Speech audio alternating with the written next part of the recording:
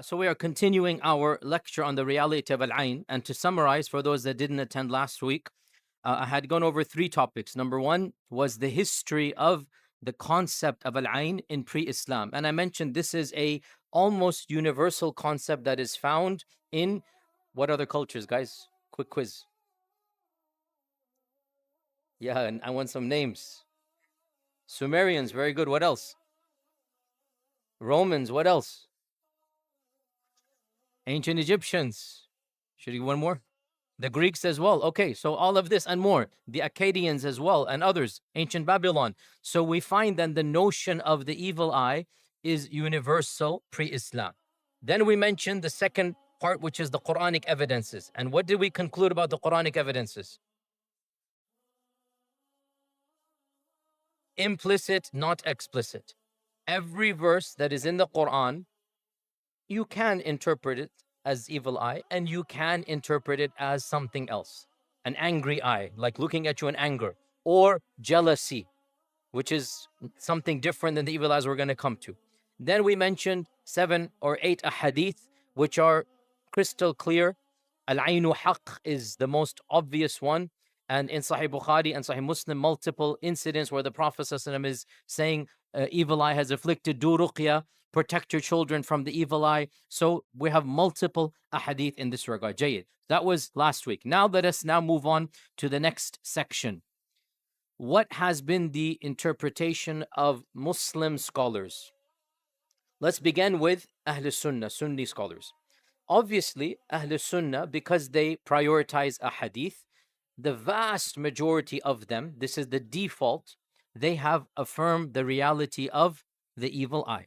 And there are so many quotations, we can go on and on. An-Nawawi says that in these ahadith, there is the affirmation of the Amr al-Ain, the reality of al-Ain. وَأَنَّهَا قَوِيَّةُ الضَّرَرِ, and that it is powerful in its harm. Its harm is very powerful. So An-Nawawi is a mainstream scholar. He's saying this. And you have Ibn Hajar al-Asqalani in his commentary, also similar. And Ibn al-Qayyim has an entire section in his book, Ad-Da' wa Dawa. He has an entire section about the dangers of Al-Ain and the reality of Al-Ain. And he says that Al-Ain is like an arrow that comes from the soul of the one who has jealousy. And it targets the one that is the object of jealousy. And sometimes that arrow of the Ain afflicts the target, and sometimes it misses that target. So if it hits the target, and there's no protection, then the arrow enters and causes harm. And if there is protection, then it is possible that the arrow is deflected, or the arrow is going to have minimal impact. So he's giving a metaphor like the bow and arrow. And he says that Al-Ain is like an arrow from the soul, and it will be launched from the one who has hasad to the object of the hasad, and it is possible that it misses, so he has it and nothing happens, and it's possible it hits. And if it hits, the man can have piety, so by protection, he means dhikr of Allah and piety, and it can completely deflect, or it can be minimized. So this is something that hardly any mainstream scholar, basically within Sunnism, by and large, you have the default understanding that Ain is a reality. Now, are there any other opinions within Sunnism? I've tried to find alternatives, and the only alternatives that I found within Sunnism are people that either interpreted Al-Ain to be nothing but jealousy, or they said that they attempted to minimize the reality of Al-Ain without denying it. I did not find any mainstream Sunni scholar that completely negated Al-Ain. But you have voices that are diminishing its impact. Either saying, for example, that Al-Ainu Haqq, yes, meaning jealousy can harm. Not that there's another concept that is going to supernaturally impact you. Al-Ainu Haqq, beware of Al-Ain, mean beware of the jealous eye. Because when you're jealous, you do things. Or there are people that basically diminish it to almost being non-effective. And names in this category include the famous Rashid Rida.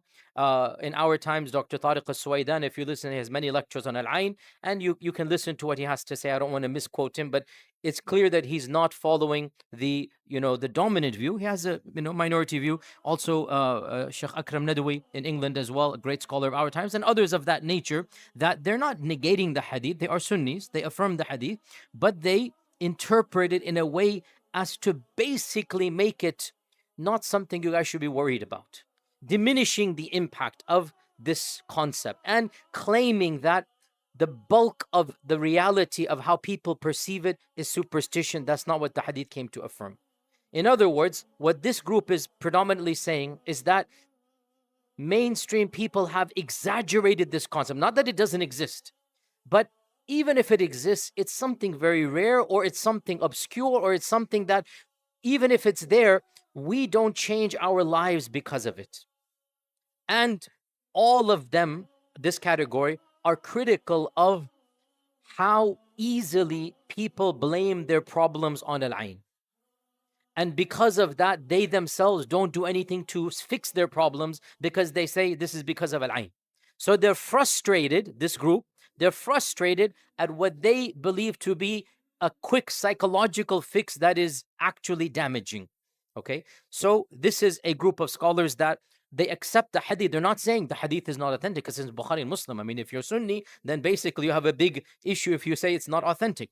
But they are interpreting it in ways that would diminish its impact in the modern world. So this is within mainstream Sunnism. Of course, as for outside of Sunnism, I found it very interesting. You actually have different views. So some non-Sunnis, especially some of the Mu'tazila, and of course, the Mu'tazila are a group that they have a higher bar of accepting hadith. They don't accept a hadith except with a number of criterion, mutawatir, something of this nature. So a number of the Mu'tazila, Al-Jubba'i, Al-Sharif, Abu Hashim, Abu Al-Qasim Al-Balkhi, these are icons of the Mu'tazili creed. They basically said there's no such thing as Al-Ain because we don't think these ahadith are authentic.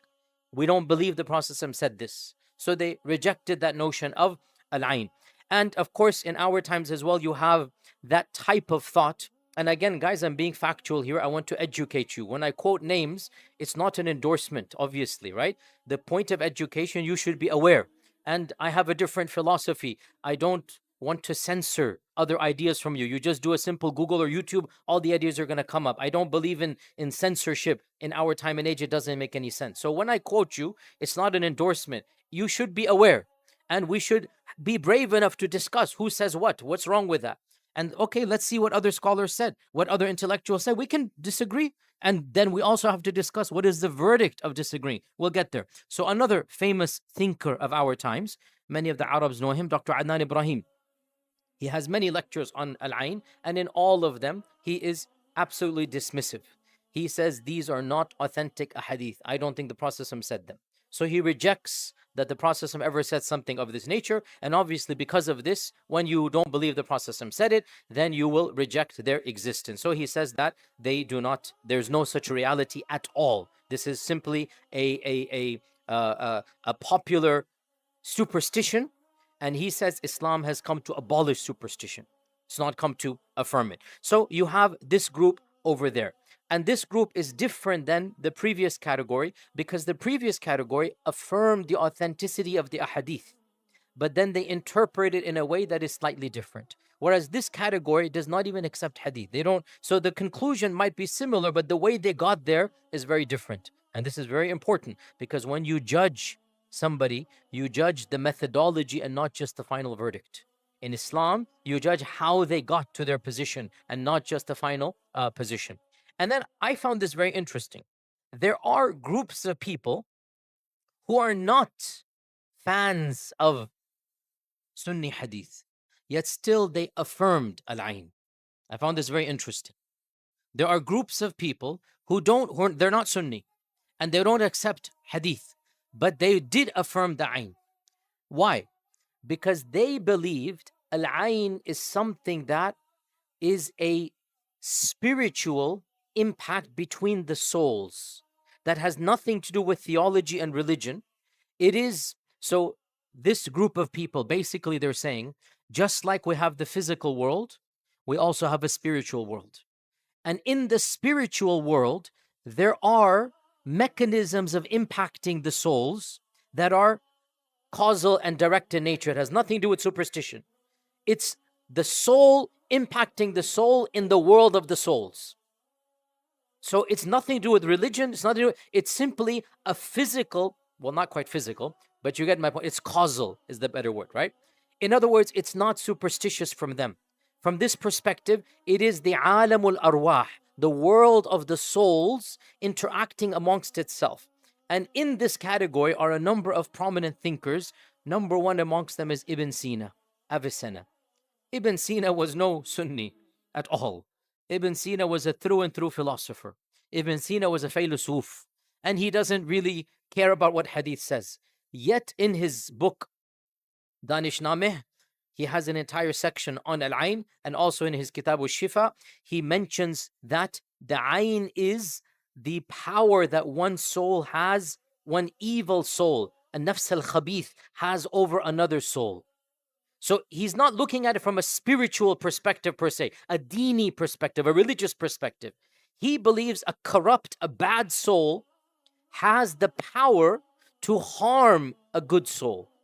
And that is in the world, just like a thug has the power to beat you up physically, right? So he believes a bad soul is like a thug.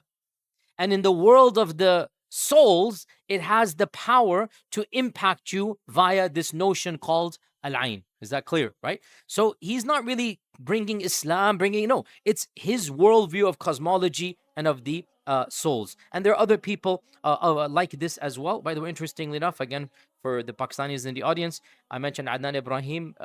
In the Pakistani world, we have other thinkers like Ghamidi Saab. And again, I'm respectful here. I'm mentioning their names with respect. I have no agenda here. You should be aware. It is what it is. And Ustad Ghamidi, Dr. Ghamidi, he also has a similar view, believe it or not, in which he believes that the Ain is not a religious concept, but it is true from the spiritual concept, just like Ibn Sina, exact same thing. It is true from the world of the souls. And his view is that the religion didn't come to talk to us about this, but it still is true because the world of the souls impacts each other, and the notion of how it impacts, the popular culture has called it al-ain, and he says that the religion is not coming to affirm or deny, it's simply telling you that it is also there. So, bottom line, that the mainstream view has been to affirm the reality of al-ain, and that the soul can harm another soul because of the jealousy in that soul. However, as I said, some thinkers within Sunnism, they had a slightly different view. And in my analysis, Wallahu ta'ala alam, those thinkers within Sunnism, and of course, you must know this, I have, these are all my friends and colleagues, Dr. Tariq Swaydan, Sheikh Akram Nadwi. I was just with the both of them recently, last month, both of them, and I respect and admire them. They are friends and colleagues. I shouldn't even say colleagues, they are mentors of mine. I look up to them. Yet I politely, respectfully don't agree with their analysis. With respect, utmost respect. And I want also for us to be getting to this level that it's okay to have different opinions. One of our problems that we have is the narrow-minded sectarianism that exists. To the best of my knowledge, no theologian in our tradition has ever said believing in al-ain is a part of our theology. If you don't believe in it, you become a kafir. I don't know any theologian that said this. And if you know, please educate me. So I believe in al-ain. But if you find a great alim within Sunnism, a great mujtahid within Sunnism who affirms the hadith, but then he goes, for example, one of these, I forgot, I think Sheikh Tariq Suwaidan, they basically say al-ain here means the potential that jealousy can harm somebody else. Al-ainu haqq. It is true. The one who has ayn can harm you. So beware of al-ain, because the jealous guy in his rage does what nobody else does. So he doesn't reject the hadith. He simply has a different interpretation of it, right? So as long as people affirm the Quran and the Sunnah, and they have different interpretations, even if we disagree, we should be mature enough to allow for disagreement. Again, We have to move forward from the petty narrow-mindedness that you must agree with every analysis that I have. We have to differentiate between what is called the usul of the deen, the foundations of the deen, in which no two opinions are allowed, and between the furu' or the subsidiary matters.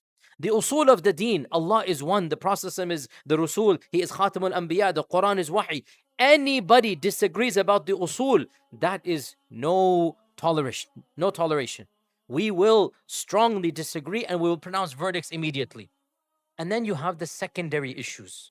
And these secondary issues, how do you understand the sifat of Allah? Does it mean this? Does it mean that? These are issues you find spectrum. We must learn to tolerate without animosity, without hatred. These are people, their lives, their track records are defending Islam. I'm sorry to be blunt here. Look at what Tariq Suwaidan has done for the ummah in terms of da'wah and whatnot. If you find an opinion you don't agree with, okay, jazakallah khair, and move on. And same with Sheikh Akram Nadawi, same with others of these nature. We have to learn to look at the broader picture rather than become petty. So, and I say this publicly, and maybe one day it'll reach them as well. I love them immensely, and I politely and respectfully disagree. That's what I want us to do as well. I believe Al-Ain is true. Because the interpretation they're doing, I don't find it to be convincing. When the Prophet sees a child and he says, read ruqyah, this is Al-Ain, you clearly then are seeing that Al-Ain has an impact. It's not just hasad, right? It's an impact that you see in the reality. So, Allahu Alam, I respect their opinions, but I politely disagree. And I think that we should stick with the majority opinion, because the reason why is very simple. The sheer quantity of a hadith is too much. We have explicit, authentic hadith in Bukhari, Muslim, Abu Dawud, Ibn Nisa'i, in Muslim, Imam Ahmad. And then we also have the lived reality that Al-Ain has been diagnosed by many people who are doing ruqyah. Many people who do ruqyah, they see this reality with their eyes. And they can sense it, and they can treat it, and they can cure it.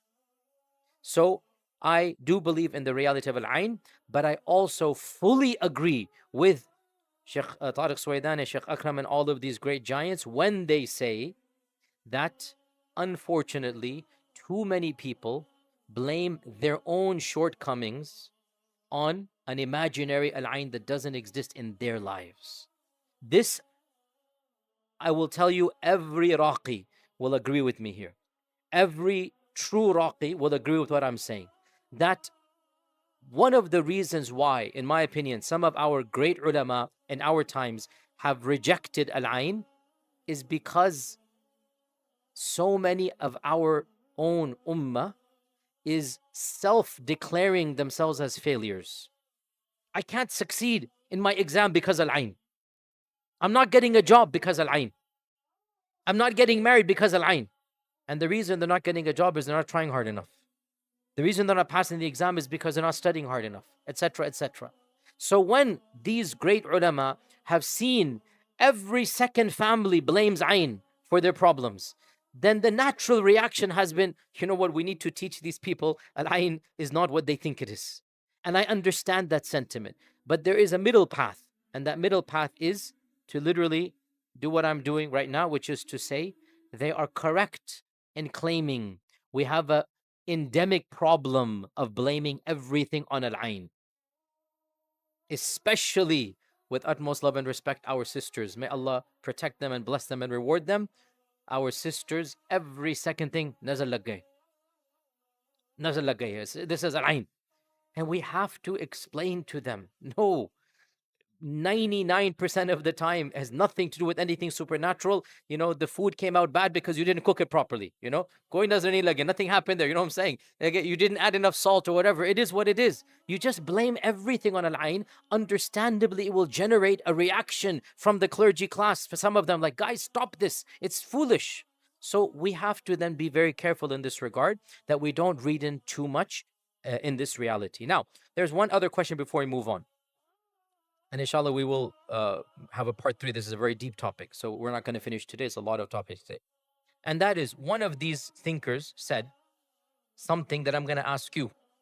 one of these thinkers who wants to diminish al-ayn, and again, I respect them immensely. I respect them. One of them said, one of the proofs that there's no such thing as al-ayn is the fact that rich and powerful people, if al-ayn were true, all you needed to do, if a politician is elected and the other party doesn't want him to be elected, all they need to do is to get all of the people together and stare at that politician with al-ayn. Or the cricket team, let's just say, okay? The basketball team, the football team. You don't want the other team to win? Khalas, hire some evil people and say, khalas, give them baddua, nazar, give them al-ayn. And that doesn't happen. It does not happen in the real world. Politicians are elected even though people hate them, right? Things happen, cricket matches, whatever happened. It's tangibly, observably, demonstrably shown that al-ayn is not as, pernicious, as everywhere as people want to make it out to be. And so they say this shows it doesn't exist. And the response, so then the question they say is, clearly, when this doesn't happen, this is a negation of the existence of al-ayn. What would you say to this? How would you reply to them? Go ahead, Talha, bismillah. How would you reply?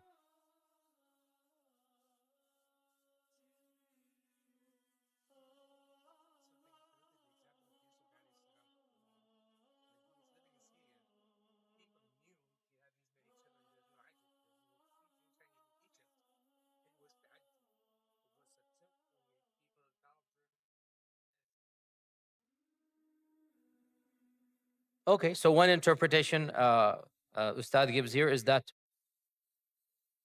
this comes from ajab, which is astonishment.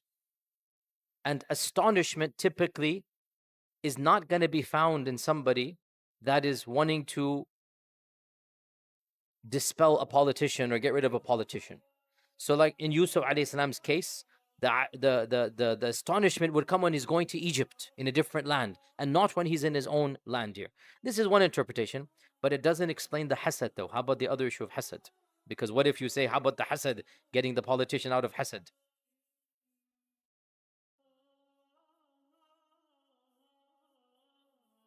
So hasad is the grudge of you not having what the person has. This is a key point here. And generally speaking, listen to me carefully, we do not have hasad for people that are not directly related to us. We might want what they want in a generic way, but we don't have overpowering hasad for them. That's very difficult to have. Let me give you a simple example. What's the billionaire? What's his name? Bill Gates, whatever, okay? Yani, all of us would love to have Bill Gates' money.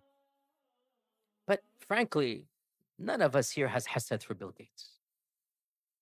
Our hearts are not burning with jealousy. We're going to sleep. Wow, why is he getting that? No, it doesn't work that way.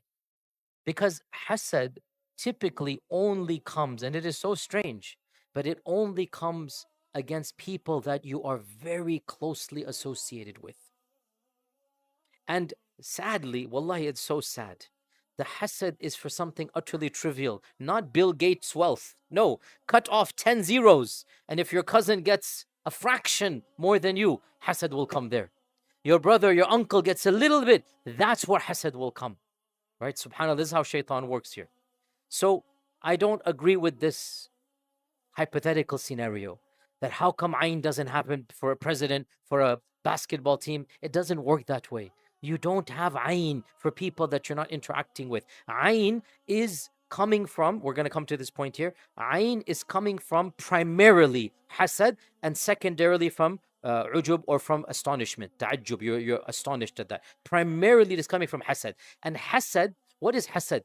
It is an overpowering envy. It is an envy that overtakes the heart. It is an envy that you're going to sleep at night and you are burning inside. How come, she is so beautiful? How come he is so wealthy? By the way, in women, hasad is primarily for beauty or healthy marriages. And in men, primarily hasad is for fame and wealth. Okay? Understand, Allah created us differently. In women, hasad is primarily directed to two things: good marriage and beauty. And in men, primarily hasad is directed towards two things: wealth and fame. Okay? And this is why the people who do ruqyah will tell you, and even sihr, and we're going to come to this next week. I'm tantalizing you. Next week, we'll discuss the difference between ruqyah and between ayn and sihr. This is not this week. Most of sihr and most of ayn, it comes in these four scenarios that I just mentioned: beauty, good marriage, wealth, and fame. Most of it, because this is where it is coming from. That how come he has a good car? How come he has a good house? Or how come, she has the successful this and that? That hasad will lead to al-ayn. So I don't agree with this hypothetical situation at all. Jayyid. Next point, our final point today. Let's do the Q&A to the end. Our final point for today, and then we'll continue next week. This is a very, very difficult question, guys. I have thought about this question literally for more than a decade. I don't have a solid answer. I'm telling you from now. I have asked more than 6 or 7 specialists, and each one of them gives me a slightly different answer.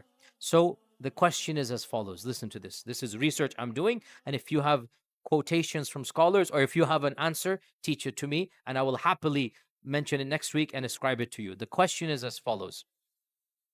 So if al-ayn is true, which we believe, how does al-ayn go from one body to another? Like, what is the mechanism of transferring al-ayn? How does it go? What is because there must be a tangible power. There must be something that takes from one person to another and causes a problem in the other person. In my research, I found 2 opinions on this, and I don't have a conclusive answer which one is valid. Wallahu a'lam. The first and the primary answer, I've already quoted you Ibn al-Qayyim, and other scholars have the same point of view. Ibn al-Arabi, the Maliki Ibn al-Arabi, not the Sufi Ibn al-Arabi. Ibn al-Arabi said, when a person has al-ayn, Allah creates something in their soul, and that creation, it basically comes out of that soul. That spark comes out of the soul of the one that has al-ayn or hasad, and it then attaches itself to the one that is the subject of the envy. And if it is attached, it's going to have an impact. And if it's deflected, it will not have an impact. The same notion is mentioned by Ibn al-Qayyim as well. The arrow issue, he mentions it. That ayn is like an arrow. It comes out and it goes there. And Ibn Hajar also writes the same thing, that in his Fath al-Bari, he says, some people have a type of spiritual poison that goes, this is him saying, this is literally saying, that goes from the eyes through the air to the one he is jealous of. And this is actually going back to Ptolemy and others of ancient Greece and Greek and Rome, in which they literally assumed that ayn is like laser rays. And there's even diagrams in their books in the books of the Greek philosophers. There's even diagrams. That's where the ayn talisman comes from. The eye. There's even they thought that the soul emits a type of, they wouldn't call it a laser ray, they would say a type of, well, what would they say? A light, an energy. The soul emits a type of impact and it latches onto the other person. In that latching, if the other soul has protection, it is possible it's going to be deflected, or it's going to be minimized, or it's going to go deep inside. Only Allah Azza wa Jal will be the one who will decide that. And Ibn al-Qayyim also says the same thing, that the evil eye harms by the effects of the nafs al-khabitha. The nafs al-khabitha. Okay, this is one opinion. The other opinion is that the evil eye, the ayn, is related to jinns.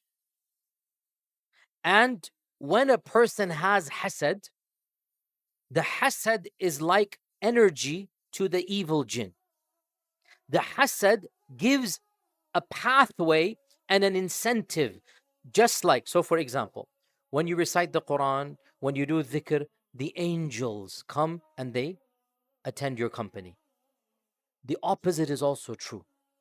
When you are full of evil, the marada, the shayateen, the khabith of the jinn, they come towards you, right? So when your soul becomes evil, the shayateen will come towards you. Just like when the soul becomes pure, the angels come. So the second opinion is that when the hasad overpowers you, you are becoming a magnet for who? For the evil jinn. And that fuels the evil jinn, energizes them. It's like a battery. It energizes them to then latch on to that person. And so, according to this opinion, al-ayn is the fuel that your hasad or your ujub, we're going to talk about hasad and ujub next week. Al-ayn is the fuel that the jinni gets, the evil jinni gets, in order to then affect your life. And so that jinn then has an incentive and is empowered by you to then go and harm the other person's life. And between these two opinions, personally, I'm very sympathetic to the second one. Personally, I'm very sympathetic to the second one. I don't see any evidence that the soul has some power in and of itself to harm another soul. I don't see any evidence in the Quran and Sunnah that the soul has some type of light rays or laser beams that can harm the other soul. What it makes sense to me, and it's just an opinion, guys, what it makes sense to me, which makes complete sense in my opinion, that this is the marada or the evil jinnis. As you're aware, we talked about jinns many times. As you're aware, jinns are everywhere, and the evil jinns are everywhere. And when you do evil, in places of evil, the evil jinn come. Where there's gambling, where there's alcohol, where there's fahisha, the evil jinn come. We know this. The shouting, I mean, the angels go away. Similarly, where a person's soul becomes corrupt, a person's soul is full of kibr and of hasad, it's gonna attract the evil jinn. And the evil jinn are looking for an excuse to enter our world. So this person's hasad allows them to make that transition, and they then attach and latch on to the other person.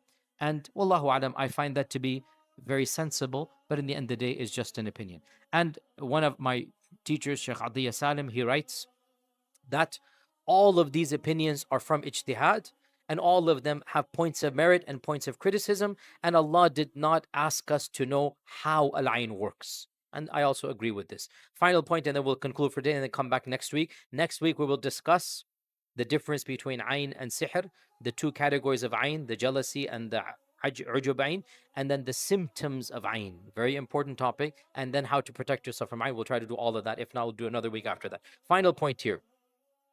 Some scholars have mentioned that al-ayn can also come from the jinn to humans, and maybe even from the animals to humans.